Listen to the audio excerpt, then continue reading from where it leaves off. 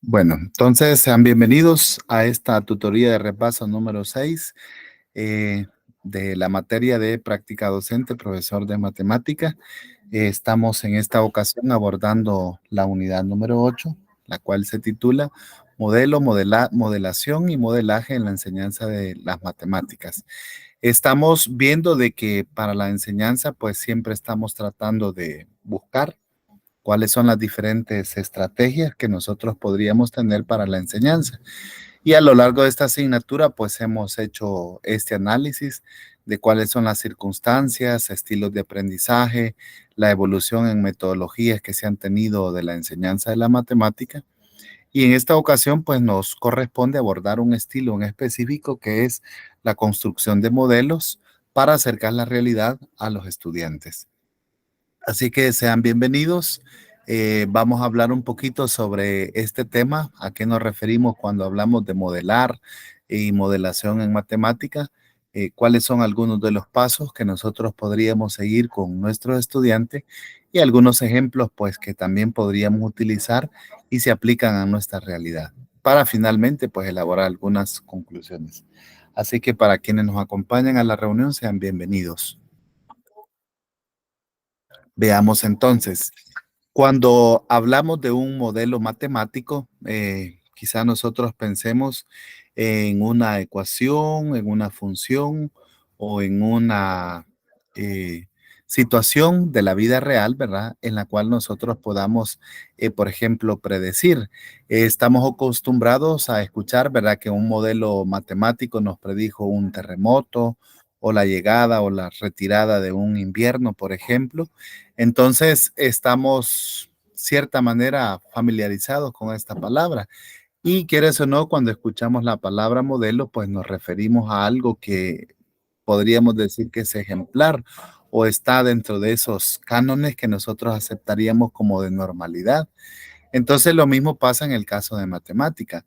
Estamos hablando de que es un modelo matemático, lo utilizamos para predecir, por ejemplo, cómo se va a comportar la realidad, algo que no es fácil desde que nosotros empezamos a pensar en esto.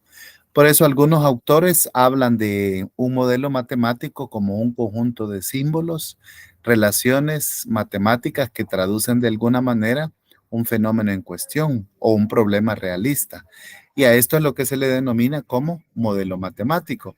Por ejemplo, en el caso de la finanza, ¿verdad? Una ecuación o una función podría directamente a nosotros decirnos, ¿verdad? Cuál va a ser el volumen de ventas o el volumen de costo que va a tener una empresa o, por ejemplo, cómo se va a comportar la depreciación de un bien o las ganancias que se invierten en la bolsa, por ejemplo. Esto es lo más común que nosotros podríamos comentar en un modelo, pero otros modelos también, ¿verdad? Que son un poco más estáticos o dinámicos, como el que estamos describiendo, nos dicen qué es lo que va a pasar en un fenómeno que se va a mantener a lo largo del tiempo. Hay otros fenómenos que son un poco más lógicos, basados, por ejemplo, en la probabilidad, y estos pues van a tener un poco más del sentido de ser determinísticos, es decir, de tratar de predecir qué es lo que va a suceder en el futuro. Otros autores advierten la siguiente definición y dice que un modelo matemático es un conjunto de ecuaciones que relacionan una cierta cantidad de variables que se vinculan con suposiciones analíticas, pudiéndose a través de esta representar el comportamiento de un fenómeno, permitiendo sacar conclusiones sobre esto a partir de ciertas operaciones. Entonces, estamos bien, ¿verdad? Cuando nos referimos nosotros a un fenómeno, un modelo matemático, si nos imaginamos esas ecuaciones y esas variables que nos predicen un problema, estamos de acuerdo en lo correcto. Si ustedes tienen un ejemplo de un fenómeno, algo que han escuchado, pueden interrumpirme y colaborar con alguno, ¿verdad? Que nosotros conozcamos. El autor Shannon dice que un modelo matemático es como una simulación que nosotros podemos tener de un fenómeno de la vida cotidiana. Entonces, de ahí nosotros podemos advertir que las palabras modelos y simulación son bastante utilizadas en un mismo contexto en el caso de la matemática. Ahora entonces, pensemos en el siguiente tópico, ¿verdad? Por aquí se me ha quedado desordenado el objetivo, que es analizar los procesos de modelización matemática como un recurso didáctico para la enseñanza y aprendizaje de esta. Así que sigamos reflexionando cuál sería entonces la realidad que nosotros vamos a enfrentar cuando lo hacemos. En muchas ocasiones encontramos contextos que tienen que ver con situaciones numéricas y objetos matemáticos en la vida real. Por otro lado, tenemos nosotros el cúmulo de conocimientos, ¿verdad? Que tienen que ver con respecto a la matemática y están formados por toda esta serie de áreas y de conocimientos que nosotros tenemos. Entonces, pareciera que estas dos situaciones que nosotros tenemos, los autores la comparan a un conjunto disjunto, es decir, que no tienen nada que ver en común. Entonces, luego vienen, ¿verdad? La construcción de este modelaje matemático y podríamos decir que estos modelos es el punto en común, ¿verdad? O la zona de convergencia que pueden tener estos dos aspectos. Así es que cuando nosotros estamos construyendo modelos matemáticos con los estudiantes, en primer lugar, ¿verdad? Les estamos enseñando a pensar y a ver desde otro punto de vista cómo se comportan los fenómenos de la vida cotidiana. De hecho, en el material dice que una de las funciones es una ayuda para el pensamiento de la construcción de los modelos matemáticos. Entonces, así nosotros podemos ver desde otro ángulo un mismo fenómeno numérico y los modelos matemáticos tienen la característica de que son amplios. Es decir, no solamente tienen que ver con el conocimiento matemático, sino también lo podemos ver desde otros puntos de vista, por ejemplo, de la física, de la química, de las ciencias sociales, etcétera. Así es que de aquí deriva una de las importancias que nosotros también podamos construir este tipo de modelos con los estudiantes. También pueden facilitar una ayuda para la comunicación, en el caso de los estudiantes, y ayuda para el entrenamiento de la instrucción. Así, entonces, los estudiantes pueden ver, ¿verdad? Que todos esos procedimientos, algoritmos, teoremas y propiedades que se aprenden en la clase, llega un momento en el cual son aplicables a la hora de construir un modelo matemático. Y por supuesto, ¿verdad? Lo que nosotros queremos cuando hacemos una función o una ecuación es predecir un resultado, qué es lo que nosotros queremos lograr. Entonces, pensemos a continuación en cuáles serían las etapas que nosotros vamos a utilizar en la modelación. Estamos con nuestros estudiantes si queremos llevar a cabo una investigación. Por ejemplo, podríamos pensar, ¿verdad?, que los estudiantes están familiarizados con áreas por la agricultura, están familiarizados con el comercio, quizás por la cercanía de su familia, o algunos también pueden estar relacionados, por ejemplo, con el movimiento de los móviles. Podrían ser algunos de los temas que utilizamos para la modelación matemática. Entonces, ¿por dónde empezamos si nosotros queremos hacer con los estudiantes? Bueno, el primer paso dice que es la interacción con el asunto, es decir, es el reconocimiento de la situación problema y luego la familiarización con el asunto que va a ser modelo de la investigación. Así pues, entonces nosotros lo primero que vamos a hacer, ¿verdad? Es saber si los estudiantes conocen de áreas, de unidades de medida, de fórmulas y de mediciones exactas, por ejemplo. O si estuviéramos hablando en comercio, si los estudiantes comprenden algunas relaciones básicas entre el costo, la producción y las ventas que pudiese ocurrir. O si hablamos de movimiento, ¿verdad? De los tipos de movimiento, las unidades de medida de la rapidez, de la aceleración, etcétera. Es lo primero que podríamos hacer. El segundo paso es la construcción matemática. Es decir, aquí el estudiante ya dice que implica la formulación del problema, la hipótesis y la resolución del problema en términos del modelo. Para esto requiere una investigación que se quiera hacer, ¿verdad? En áreas, por ejemplo, que vamos a calcular, ¿verdad? ¿Es una figura regular o es irregular? Las dimensiones que tiene esta. Quizás en la vida cotidiana sea más común encontrar figuras o formas irregulares. Si en cuestión del comercio, ¿verdad? Si es un negocio formal o es informal, si se tiene, por ejemplo, algún registro, contabilidad de los costos, de las ganancias, inversiones, etcétera.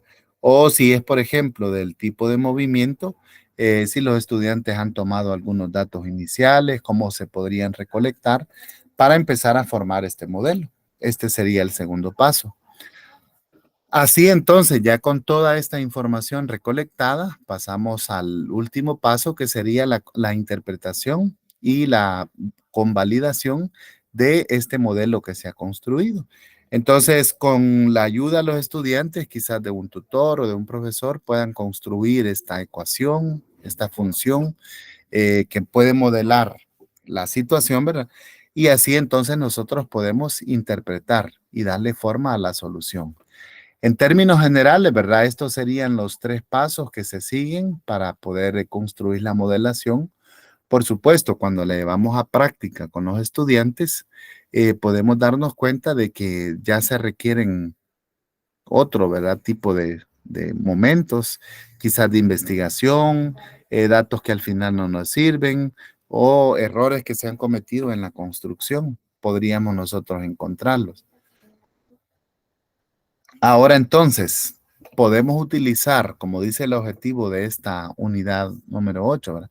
La modelación como un método de enseñanza en el aprendizaje de la matemática. Y aquí podemos decir que sí, podemos ver, ¿verdad? Esta forma de construir matemática, la modelación como un método de enseñanza. En el video que está en plataforma se nos recuerda que de los años 70, con el inicio de las primeras computadoras, se empezó a hacer estos primeros modelos interactivos en diferentes computadoras. Y, por ejemplo, se empezaron a reproducir algunos modelos de ventas de las empresas o de costos. Fueron los usos iniciales que se le dieron a esta modelación. Algunos, ¿verdad? Se utilizaron para predecir resultados, ya sea en fenómenos físicos o en fenómenos lógicos, y fue el uso inicial que se le hizo a la modelación en el caso de la matemática. Para estos entonces, dice el material que tenemos en plataforma, ¿verdad? Que se llegó a reconocer la modelación como la representación de un objeto, sistema o idea de una forma diferente en la identidad misma. Su propósito dice que fue ayudar a explicar, entender o mejorar un sistema. Este fue el uso que se dio. Ahora, posteriormente, ¿verdad? Como fue avanzando el tiempo, se llegó a considerar, ¿verdad? Que en la construcción de estos métodos, de estos modelos, podría haber aprendizaje en el caso de los estudiantes. Ahora, ¿cómo llevar a cabo esta situación para que los estudiantes puedan tenerlo como un método de aprendizaje y nosotros los docentes como un método de enseñanza? Entonces, veamos este punto. Para implementar este método, nosotros tenemos dos opciones. El primero es verlo como un método de enseñanza y el segundo es verlo como una ruta o podríamos decir, una forma de poder llevar a cabo una investigación. En el caso del primer lugar, ¿verdad? Como primer forma, dice que se propone al profesor como agente importante de la identificación y el diseño de situaciones de aprendizaje en matemáticas.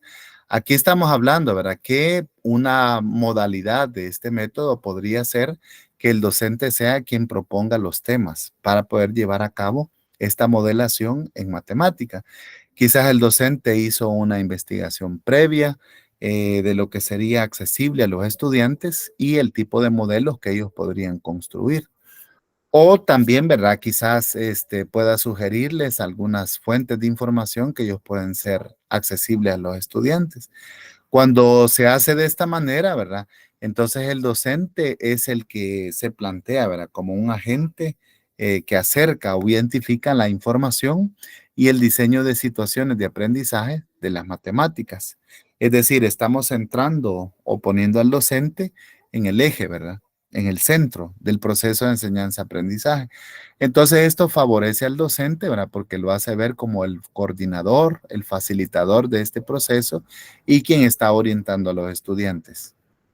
Sin embargo, podríamos utilizar otra versión del aprendizaje y este sería en el cual los estudiantes son los que proponen el tema o, ¿verdad? O la situación que ellos quieren modelar. Como segunda manera, dice que es en el que el estudiante se enfatiza en la actividad de identificar tales situaciones de enseñanza. Así es que de esta manera, si el estudiante es quien busca los temas y situaciones que va a representar, es él quien se está poniendo en el centro de la actividad de aprendizaje. Y es bueno, ¿verdad? También porque los estudiantes, como decíamos, tiene una de las funciones del modelaje que los ayuda a que ellos puedan ver de que es un método para poder organizar su pensamiento y también para mejorar su comunicación. Así los estudiantes pueden notar que el modelaje puede convertirse en una fuente de predicción de un fenómeno en el cual nosotros estamos interesados. Ahora, ¿qué es lo que nosotros pretendemos si queremos llevar a cabo la enseñanza de la matemática mediante estos sistemas? Bueno, en esto dice que se busca, número uno, la integración de las matemáticas en otras áreas del conocimiento, ya que si solo nos quedáramos en la matemática, estaríamos entonces siendo muy cortos y perdiendo esa versatilidad que puede tener la modelación en matemática. Número dos, el interés de las matemáticas frente a su aplicabilidad. Es lo que queremos que los estudiantes puedan visualizar. También la mejora de la aprehensión de los conceptos matemáticos, por supuesto, ¿verdad? Cómo se comporta una función, sus valores mínimos, sus valores máximos, si nos interesan. Si es una ecuación, ¿a qué le llamamos conjunto solución? O el algoritmo de transposición de los términos que nosotros podamos efectuar en el proceso. También buscamos que se pueda mejorar la capacidad para leer, interpretar, formular y resolver situaciones, problemas por parte de los estudiantes. Así entonces, esta área, ¿verdad? Que es bien importante porque algunos estudiantes tienen esa deficiencia de que leen un problema, pero no pueden obtener datos o poder formular una situación que resuelva este ítem. Así que la modelación matemática puede ayudarnos. También pretendemos estimular la creatividad en la formulación y la resolución de problemas. Uno más que buscamos es la habilidad en el uso de la tecnología. Así entonces queremos que el estudiante se acostumbre a utilizar las herramientas que su ordenador le presenta para poder descubrir y predecir estos fenómenos numéricos que se le han asignado o ellos han buscado. También logramos la capacidad para interactuar en grupo, la orientación para poder llevar a cabo una investigación y, por supuesto, que ellos puedan aprender a redactar una investigación que llevamos a cabo. Entonces, realmente el campo que nosotros tenemos o este método de enseñanza abre muchas posibilidades de crecimiento en los estudiantes. Y nosotros como estudiantes del profesorado para enseñar educación matemática, estamos conscientes que en esa diversidad de estilos que nosotros tenemos de aprendizaje y de problemas de aprendizaje de la matemática, necesitamos tener una amplia variedad de métodos para enseñar esta asignatura. Así es de que aquí tenemos ante nosotros una herramienta muy poderosa, muy amplia, en la cual podemos profundizar y hacernos más expertos para utilizarlas con los estudiantes. Veamos cómo podríamos adaptar esta fase de la modelación como método de enseñanza. En primer lugar, si nosotros vemos la modelación en matemática como un método de enseñanza, entonces aquí vamos nosotros a desarrollar los contenidos programáticos a partir de estos modelos matemáticos que nosotros estamos considerando aplicar. Y vamos a ir pendientes, ¿verdad? De los contenidos que van a desarrollar los estudiantes y qué modelos podríamos construir. Por ejemplo, de desigualdades, de funciones, de figuras en el plano cartesiano, de funciones que nos predigan el costo, la producción, por ejemplo. Vamos a estar pendientes de esa forma. Y si queremos utilizar el modelaje en matemático como un método de investigación, entonces vamos a orientar a los estudiantes para que hagan un trabajo de modelaje. Aquí es donde podríamos decir que hay una compaginación, ¿verdad? Entre el método en el cual el estudiante escoge el tema o el modelo que ellos van a construir de matemáticas. ¿Cuáles son entonces las etapas que podríamos construir con los estudiantes? Bueno, primero, para que podamos llevar a cabo la modelización en matemática como un método de enseñanza, podemos decir que vamos a exponer a estas situaciones, ¿verdad? A los estudiantes. Y vamos a iniciar motivándolos, ¿verdad? Para que puedan formular preguntas sobre el tema. Por ejemplo, mencionábamos que si estamos interesados en áreas, ¿verdad? Eh, ¿Cómo podríamos calcular áreas o, por ejemplo, hacer una inversión de una casa, de una construcción de muros perimetrales, por ejemplo, etcétera? Y que los estudiantes puedan interesarse en ese tema de construcción. O si fuese otro, ¿verdad? Como el comercio o el movimiento, también ellos puedan empezar a indagar sobre este tema. El segundo paso sería que los estudiantes puedan delimitar el problema. Es decir, a que ellos puedan formular preguntas, ¿verdad? Que nos hagan de una forma más específica qué es el tema que nosotros queremos investigar. Y si están de acuerdo con los contenidos programáticos de sus libros de texto, entonces mucho que mejor. Luego, el tercer paso, entonces, sería formular el problema y como ustedes ya saben, ¿verdad? Formular el problema es plantearlo, que quede abiertamente expuesto y sin lugar a dudas, ¿verdad? Y una posible explicación, ¿verdad? Sobre lo que nosotros pensamos hallar, llamado hipótesis, de estos contenidos matemáticos para poder resolver la situación. El cuarto tema sería desarrollar el contenido. Así entonces, el docente va a utilizar los contenidos programáticos y conectarlos con la pregunta de investigación que los estudiantes están desarrollando o llevando a cabo. Finalmente, ¿verdad? En un quinto punto, entonces vamos a presentar, por ejemplo, similitudes que encontramos en otros modelos matemáticos para que ellos puedan ampliar, ¿verdad? Su horizonte y la aplicabilidad que pueda tener de este contenido o incluso vincularlo, ¿verdad? Con algunas áreas del saber, como por ejemplo las ciencias naturales o la tecnología que ellos podrían utilizar en este punto.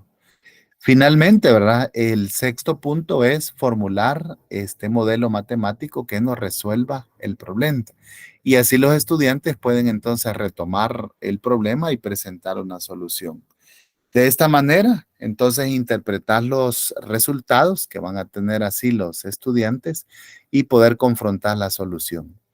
Entonces, así podemos ver que queda inmerso, ¿verdad? Dentro del proceso de las etapas de modelización, el desarrollo de los contenidos y el docente lo puede utilizar para continuar avanzando con estas etapas que nosotros hemos descrito. Ahora, ¿cómo podemos utilizar el modelaje matemático para enseñar?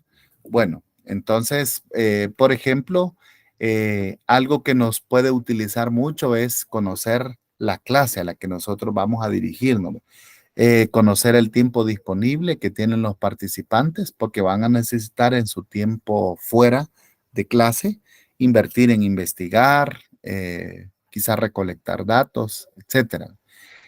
También nos interesa, ¿verdad? Conocer el conocimiento matemático que tienen los estudiantes que van a participar en este modelaje. Si hay algún problema de aprendizaje o algo que les haga falta para que ellos puedan llegar a tenerlo. El curso también, ¿verdad? Estar conscientes que va a tener dos momentos, ¿verdad? La presentación de modelos matemáticos análogos para que ellos puedan orientarse y el proceso de modelaje que se va a construir después de hacer esta previa investigación.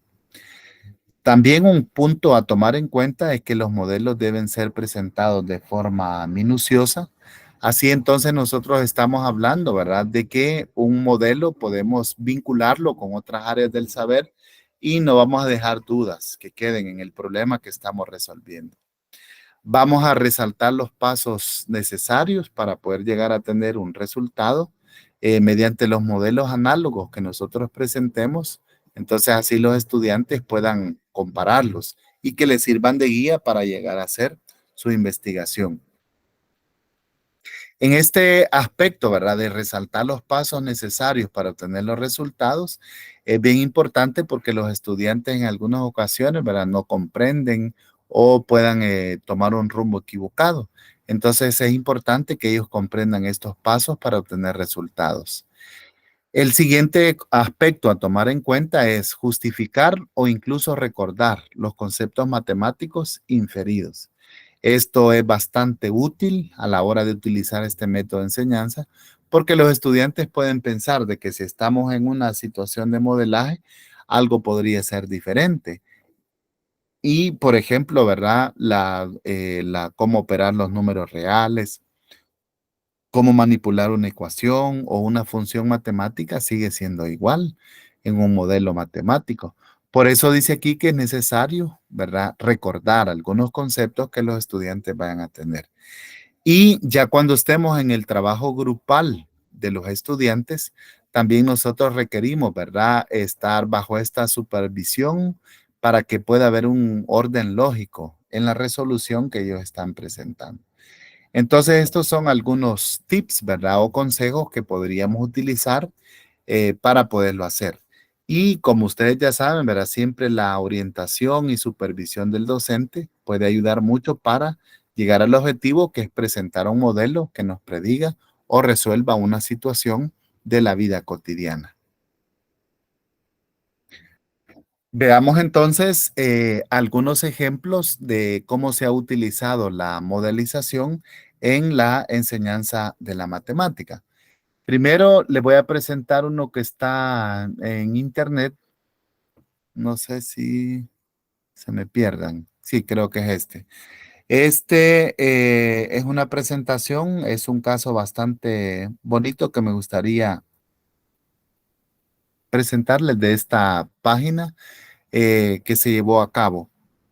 Aquí ellos están, finalmente dice que están investigando cuál es la relación que hay cuál es la relación que hay entre la capacidad de congelar y el tamaño o el volumen de masa que se está presentando.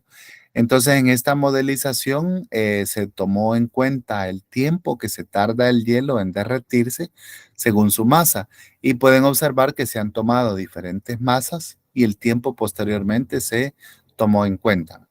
Aquí los estudiantes tomaron en cuenta el recipiente uno de 6 centímetros cúbicos, uno de 17, uno de 30, uno de 80, uno de 130, uno de 250, uno de 300, uno de 390, este de 400, de 650 y hasta de 920 centímetros cúbicos.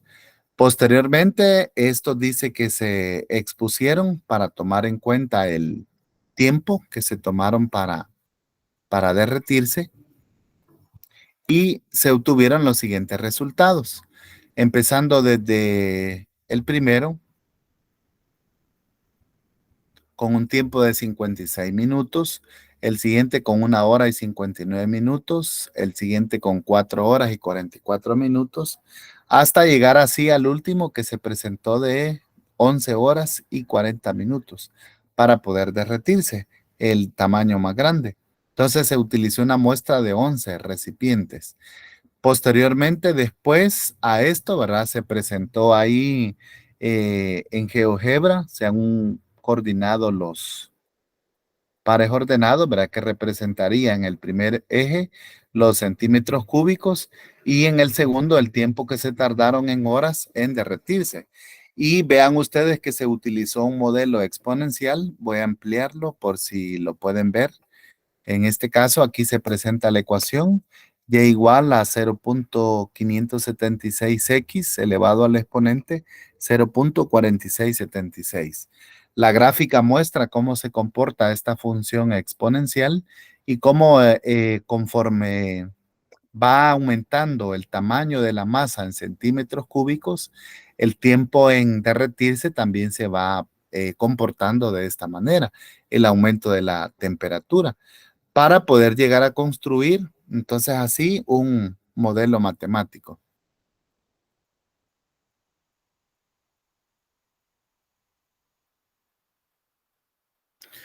Muy bien, ¿qué hicieron los estudiantes con este modelo que se construyeron?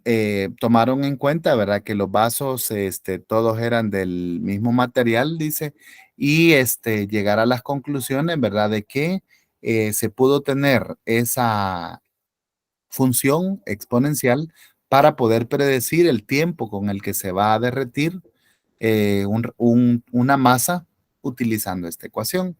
Entonces, no sé si alguien tiene un comentario, qué le parece esta modelización bastante sencilla que se hizo, pero muy aplicable a la vida cotidiana.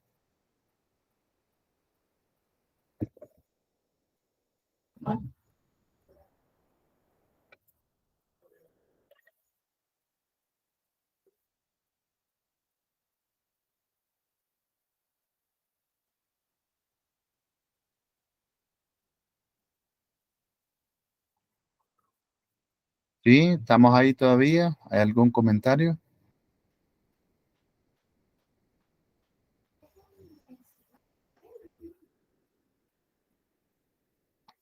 No. Bueno, vamos a De mi continuar. parte, no, Oli. Sí. Buenas noches. Buenas noches. Bueno, vamos a ver, veamos otros ejemplos de cómo podríamos nosotros construir un modelo de enseñanza que sea sencillo para los estudiantes. En este Jamboard les presento, bueno, vamos a ver si el tiempo nos permite resolver estos tres problemitas que ilustran cómo se pudiera utilizar la simulación matemática o la construcción de modelos. En este dice que se presenta un cartón que tiene un grosor G y todas las medidas están fuera de la caja. Entonces se nos pide que nosotros podamos presentar cuál sería el volumen que hay dentro de la caja. Entonces lo que nosotros pretendemos es que sea un poco más real. Todos nosotros sabemos, ¿verdad? Que para hallar el volumen de una, vamos a ver si me acuerdo, eh, creo que es este. Para poder hallar el volumen, ¿verdad? De una figura, hay uno que escribe gruesecito. ¿Verdad? ¿Qué necesitamos multiplicar en una caja? Normalmente diríamos que sería, ¿verdad? Eh, el ancho de esta caja lo vamos a multiplicar por el largo que tiene, ¿verdad? Que sería una de sus dimensiones. Y finalmente la tercera dimensión que vamos a utilizar, entonces sería la altura. Pero observen ustedes que en este caso no estamos tomando en cuenta el grosor del material que se está presentando. Así es que un modelo más realista sería, ¿verdad? Que si nosotros utilizamos o le llamamos al grosor que tiene la caja, ¿verdad? Dice que le llamamos con la letra G, entonces necesitamos restar eso, ¿verdad? Para poder tener medidas más reales. Y si somos curiosos, ¿verdad? Hay algunos materiales que tienen mayor tamaño a este. Entonces, ¿cómo nos quedaría el volumen interno? El volumen interno sería, ¿verdad? El largo menos dos veces ese grosor. Por el ancho menos dos veces ese grosor. Por la altura podríamos llamarle menos dos veces ese grosor. Entonces, si utilizamos nosotros, por ejemplo, veamos un modelo, ¿verdad? Que nos permita de una caja, quizás un grosor de, veamos, 1 centímetro quizás sería mucho, ¿verdad?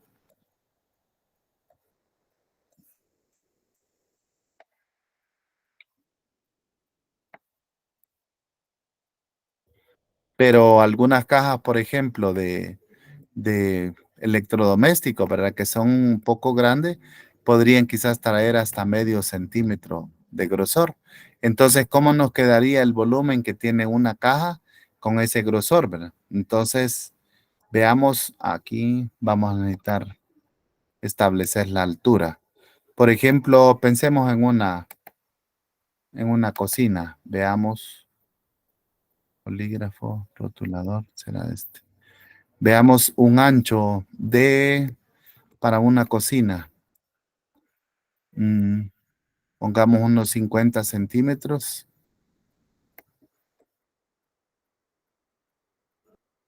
Un largo podríamos ponerlo o profundidad, ¿verdad? Le vamos a poner unos 45 centímetros.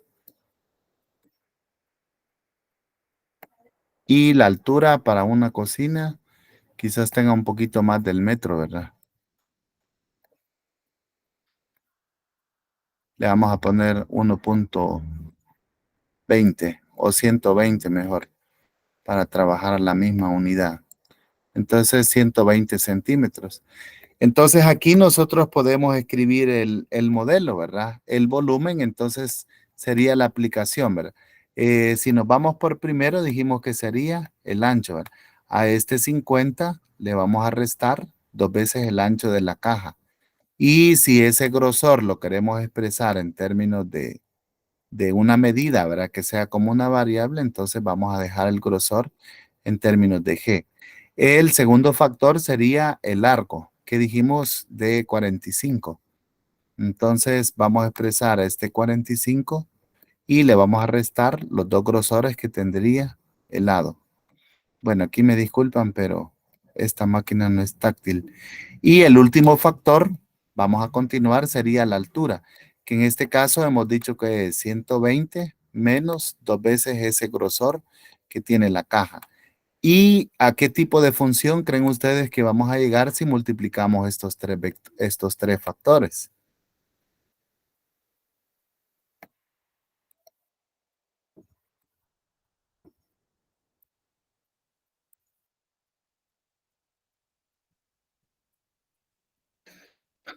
¿A qué tipo de función creen ustedes que vamos a llegar?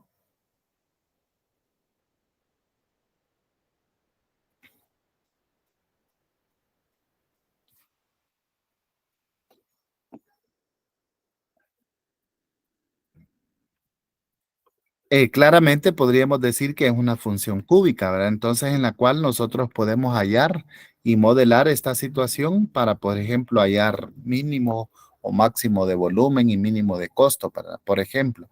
Entonces, aquí hemos ilustrado un pequeño método o modelo matemático que nos ilustra de manera un poco más real, como aquí dice, el volumen interno que puede tener una caja. Este sería un uso que podríamos darle al álgebra para poder simular. Otro ejemplo que nosotros podríamos utilizar es el siguiente.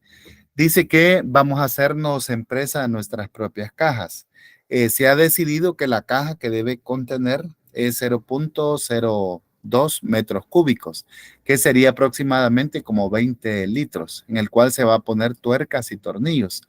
La caja debe tener una base cuadrada y de doble espesor en la parte superior e inferior. El cartón, perdón, cuesta 0,30 por metro cuadrado. Entonces, lo que se nos pide es que nosotros decidamos cuál sería el tamaño más económico para tener esa capacidad. Fíjense que aquí es un problema aparentemente bastante sencillo, pero estamos involucrando a los estudiantes a poder tener esa capacidad de imaginación y de creatividad. Entonces, en una caja, nosotros sabemos que tenemos la tapa superior, ¿verdad? Y luego tenemos los 4 lados, podríamos decir, ¿verdad? Para poder formar los lados. Ahí tenemos, vamos a hacer una pequeña ilustración de los 4 lados y las dos bases cuadradas que ahí se nos están presentando. Pero estas bases dice que tienen doble espesor, o sea que serían así, de esta forma. Y con esto podríamos formar. Claramente un dibujo como este no nos dice mucho sobre cómo nosotros podríamos hallar el área. Así que vamos a tratar de escribir. Entonces vamos como es base cuadrada, ¿verdad? Entonces le vamos a llamar L a esta parte de la base cuadrada y la altura, podríamos decir, si gustan, le llamamos, este sería la base de largo y a este le vamos a llamar el ancho, podría ser. Ahí tenemos las tres dimensiones, base cuadrada, L por L, y la altura de la caja sería A. Entonces, encontremos lo primero que sería eh, el área de las bases. ¿Quién me ayuda con el área de las bases? Este plumón está muy ancho.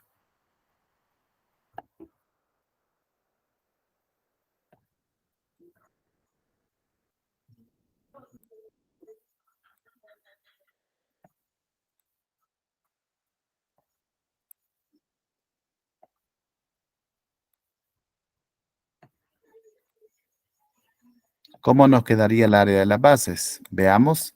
Tenemos L por L, ¿verdad? Que sería L cuadrado. Pero al ser dos bases que tienen doble, entonces van a convertirse en 4, como hemos ilustrado ahí. Entonces sería 4 por L, que sería 4L elevado al cuadrado. Ahora veamos cuál sería el área lateral que nosotros vamos a utilizar para poder hallar el cartón de esta caja. El área lateral, entonces nos quedaría de la siguiente manera. Área lateral. Lo vamos a dejar así.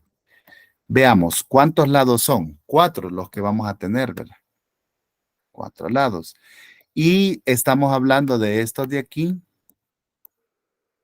Entonces ahí tenemos, con respecto a los vecinos de la base van a tener de longitud L y la altura. Entonces sería 4A multiplicado por L. Así que el área total nos quedaría de la siguiente forma, ¿verdad? Sumemos esas dos expresiones y el área total sería las bases, que son 4L elevado al cuadrado, más el área lateral, que estaríamos hablando de 4 veces el área de la base cuadrada por la altura, 4A por L. Vaya, vamos bien ahorita, si no me corrigen. Ahora consideremos, ¿verdad?, de que el volumen que se nos está pidiendo, en este caso, para poderlo calcular, yo tendría que multiplicar el largo por el ancho por la altura, pero la base ya tiene L cuadrada. Entonces el volumen sería L por L multiplicado por A. Este volumen ya se nos presentó y se nos dice que es de 0.02 metros cúbicos. Entonces lo vamos a dejar aquí, 0.02 metros cúbicos, que equivale a 20 litros. Y esto va a ser, cambiemos el orden, la altura por la base elevada al cuadrado. El metro cuadrado de cartón, ¿cuánto dice el problema que cuesta? 0.30. Entonces, si nosotros le llamamos ya a esta expresión que va a ser el costo, ¿verdad? Todo el área lateral que nosotros y el área de las bases lo vamos a multiplicar por 0.30 y nos quedaría de la siguiente forma: 0.30 multiplicado por el área total, que sería 4L elevado al cuadrado más todas las formas lateral, que sería 4A por L.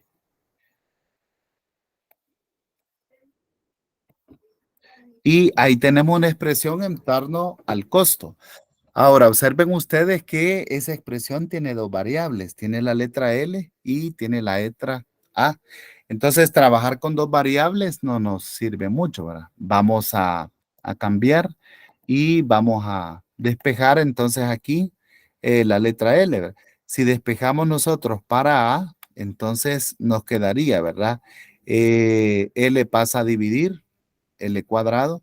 Y aquí sustituiríamos nosotros, ¿verdad? 0.02 dividido entre L elevado al cuadrado. Podemos sustituir la letra A en lugar de esta expresión. Entonces, a la hora de sustituir eso aquí, nos quedaría 0.03 va a multiplicar a 4L cuadrado, que es la variable con la que queremos trabajar. Y aquí vamos a sustituir, ¿verdad? En lugar de la letra A, vamos a multiplicar por esa expresión. Entonces, si ustedes multiplican 4 por 0.2, veamos cuánto nos queda. En lugar de A, ¿verdad? 4 por 0.02. Me queda 0.08.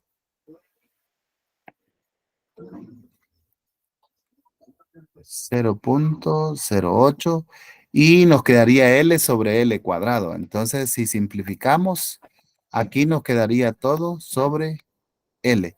Y ahí tendríamos ya la función del costo, ¿verdad? En términos de largo que nosotros le demos a la base de la caja. Le vamos a llamar CDL. Vaya, ¿qué opinan de esta función que hemos obtenido? CDL va a ser igual a 0.30 por 4L cuadrado más 0.08 dividido entre L. Ahora, lo que nos pide el problema es que nosotros busquemos cuál sería el tamaño más económico. Es como que CDL sea la variable dependiente, ¿verdad? La y el largo que le demos a la base de la caja sería la variable X. Veamos en GeoGebra cómo podríamos representar esta función y poder determinar cuál sería el mínimo. La ecuación que se nos presentó es y va a ser igual a 0.30, paréntesis,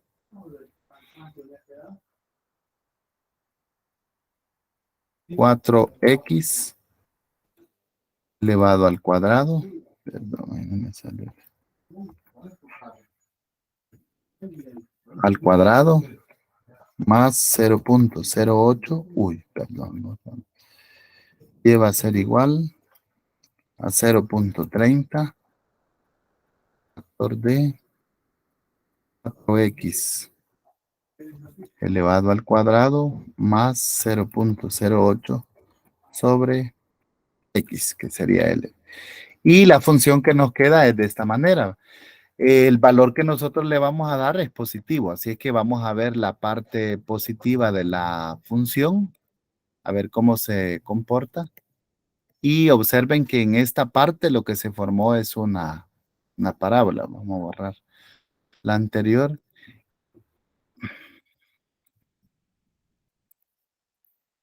Vaya, aquí tenemos este pedacito. Es lo que nos importa. El eje de las X que representa el largo que nosotros le podríamos dar, verá 0.1, 0.2, 0.3. Y el costo sería aquí, verá, el que nosotros tenemos.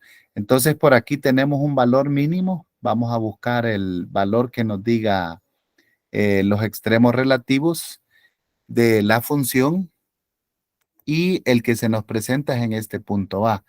Dice que es cuando el largo de la caja, de la base de la caja es de 0.22, entonces el costo andaría en 0.17, 0.22, 0.17. Entonces el primero sería largo y el segundo sería el costo. De hecho, vean ustedes que desde este punto 15 prácticamente lo vamos a acercar. Podríamos decir que los costos andan similares, ¿verdad? De prácticamente 0.20 hasta 0.25 son costos bastante similares y serían los mínimos que nosotros podríamos darle. Así que vamos a escribir aquí en nuestro Jamboard, ¿verdad? Que la respuesta al final, después de graficar, entonces sería, si el largo de la caja es de la base de la caja es de 0.22, entonces el costo mínimo que podemos nosotros encontrar es de 0.17 centavos en base a los precios y las medidas que se nos han ubicado aquí, ¿verdad?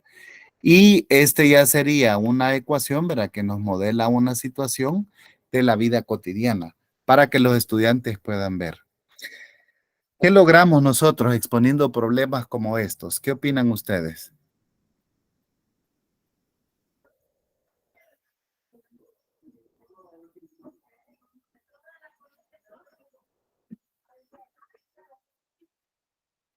¿Qué logramos nosotros? ¿Hay alguien todavía? ¿No se nos han ido? Confirmen.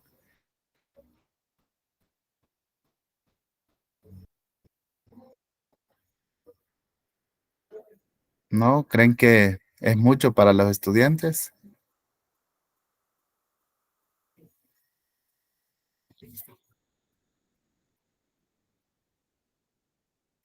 No, bueno, vamos a Buenas esperar. noches, licenciado. Sí, No, buenas sí, noches.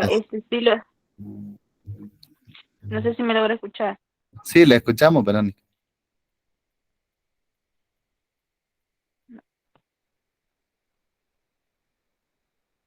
Qué bien.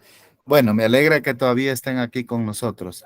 Entonces decíamos de que una de las funciones del modelaje matemático es ayudar al pensamiento, ayudar a la comunicación, ayudar al entrenamiento de la instrucción y también como una herramienta de predicción.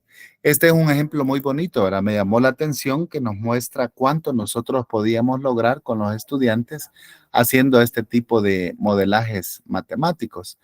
Entonces, finalmente podríamos decir nosotros, ¿verdad? De que con la modelización nosotros logramos que los estudiantes puedan tener objetividad.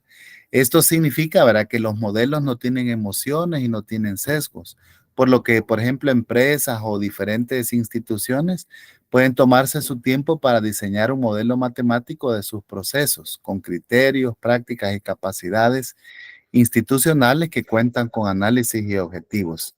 También logramos entender y aprovechar los datos. Esto quiere decir, ¿verdad?, que la información que se nos presenta es real y nosotros ayudamos a interpretar esta solución. Podemos también generar más alternativas, ¿verdad? Esto significa que vamos a presentar nosotros opciones a la empresa para que pueda tomar una decisión oportuna. Identificar riesgos, esto significa, ¿verdad? La posibilidad de analizar alternativas o posibles riesgos para la organización con antelación. También aprovechar oportunidades. En algunos casos, estos escenarios podrían mostrarnos la existencia de nuevas oportunidades que se abren a la organización y así entonces tomarlas en cuenta para crecer, ¿verdad? También podríamos aprovechar las estrategias, ¿verdad? Con este pensamiento. Todas estas posibilidades dice que permiten a los analistas y tomadores de decisiones tener un entendimiento más completo de la situación y tener la posibilidad de tener un enfoque más estratégico. También tomar mejores decisiones, ¿verdad? Esto en vista de que si ya nosotros tenemos la información, hemos hecho el análisis mediante un modelo matemático, entonces podemos tomar mejores decisiones para hacer crecer, entender mejor el problema, crecer en creatividad, ¿verdad? Y en la comunicación que se tenga con los estudiantes. Pues aquí hemos visto dos modelos prácticos que nosotros podríamos hacer con la modelización matemática y cómo nosotros podríamos utilizarlo desde estas dos áreas, ¿verdad? Como método de enseñanza en la didáctica de la matemática y también como herramienta de investigación. Ahora, pues me gustaría que ustedes pudieran comentarnos, ¿verdad? ¿Qué les ha parecido? ¿Creen que podríamos utilizar la modelización en el área de la matemática? ¿Qué opinan?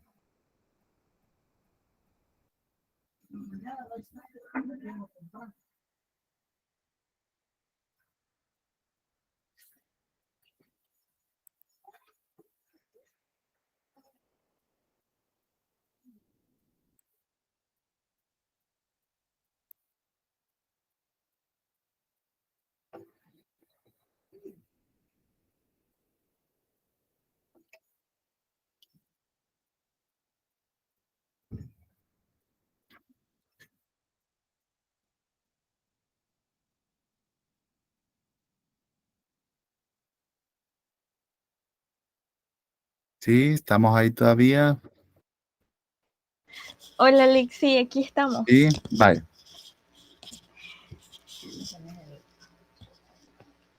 Pues bien, ¿les parece que puede ser utilizable en nuestro medio este recurso matemático?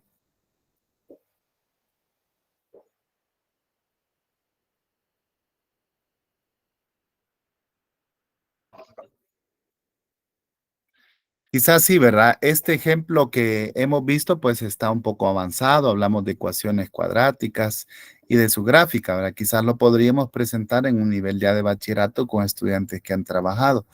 Pero hay otros modelos más sencillos que también pueden ayudarnos con niños de básica. Entonces, que estén expuestos a este método y que ellos puedan empezar a construir estas diversas herramientas y fenómenos que nosotros podríamos describir de forma matemática. Claro, requiere práctica y paciencia, como lo vimos con respecto a los estudiantes. Así que ahora tienen ustedes un método más, ¿verdad? Para poder describir la enseñanza y el aprendizaje de la matemática. Y al ser curiosos, como con cualquier otro tema, ¿verdad? Podemos encontrar que hay mucha información en Internet y ejemplos de diferentes modelos que podríamos hacer para la enseñanza de la matemática. Así es que hemos tocado 2 puntos de la agenda.